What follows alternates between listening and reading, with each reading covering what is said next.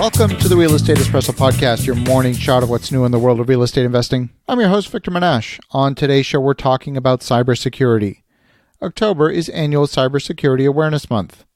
Guys like Edward Snowden, the former NSA contractor turned whistleblower, has been a frequent guest on a number of podcasts talking about online security. As more and more of our lives seem to have an online connection, there's a tug-of-war between convenience and security. Our mobile devices are always listening. My phone uses location information and tells my thermostat when nobody's home so we can save energy on heating or cooling. We may think that our phone is only listening when we issue a voice command, but that's not the case. My latest car has a smartphone app that allows me to read the current status of the vehicle. It tells me when the windows are open. It tells me if the doors are locked. It also tells me where the car is located. It even tells me what my mileage was on my last trip. But if my phone were to ever become stolen and compromised, someone with my phone can unlock the doors and even start the engine from the app. Practicing online safety takes on so many new angles that didn't exist even a few years ago. These days it means so much more than making sure your password isn't something simple. There are two ways that computers try and keep things secure. The first is by building an impenetrable password file and hoping nobody gets in. The second is by making the chances of breaking the password mathematically impossible. If your password uses simple words that are in the dictionary, you're vulnerable to a computer program guessing your password by brute force techniques. It's going to make as many guesses as it can until it eventually guesses the password. Simply making enough guesses over a long enough period of time, it will eventually figure it out. The shorter the password, the quicker the computer will guess your password. Let's imagine your password is the word sand. Only 4 characters, it's not going to take any more than a few minutes to guess that password. So if you extend the password to an entire sentence, something like, sand is on the beach, the password has a lot more characters and it's going to take a lot longer for a program to crack that password.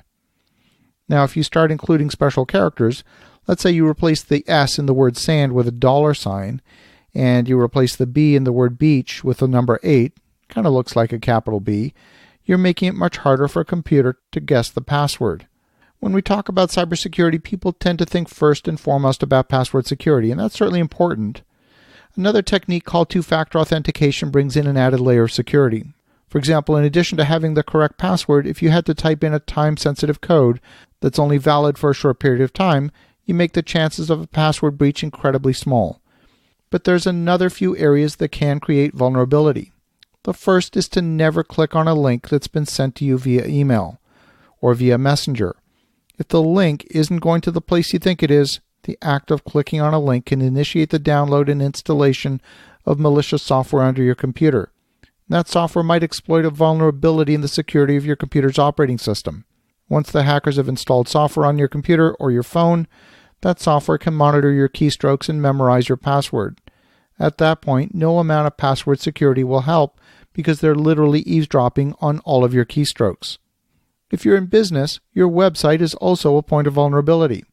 It's not talked about quite as much, but commercial websites are under assault virtually all the time. For example, every day of the week, I receive notifications from my website and from the website for my wife's business every time it receives a barrage of attempts to attack the website's security. We've had to install additional security software on my wife's website, for example, to prevent internet addresses outside North America from even accessing her website. Since her business is local, there's no business reason for someone in Poland or India to try and gain administrator access to her website. Don't even make that possible. We also add software that ensures after 16 failed password attempts from a single internet address, any further attempts will be locked out for an hour. That means any brute force attempts to break the website's security will take at least 10,000 times longer. I can tell you that I'm seeing hundreds of attempts to crack website security each and every day. We also make edits to the websites on a staging site that's not publicly visible. So if the production website was to ever be compromised, we can replace the production website with the contents from the staging site with the push of a button, and in about 3 minutes, the entire production website has been replaced with a fresh copy that could not have been compromised. This is in addition to ensuring there's a daily backup of the website. If you're relying on backups alone, it's not enough. In the case of a security breach, you would have to know when the breach took place, not just when the symptoms appeared. You would know whether you had to restore from yesterday's backup or a week ago, a month ago, or even 6 months ago. Websites these days integrate an awful lot of functionality. It's not just presenting information. We're talking about databases, financial records, electronic commerce. So making sure your website is protecting the names, email addresses of your clients, their financial information is vitally important. You want to make sure that you conduct a security audit of your website with a trained security professional.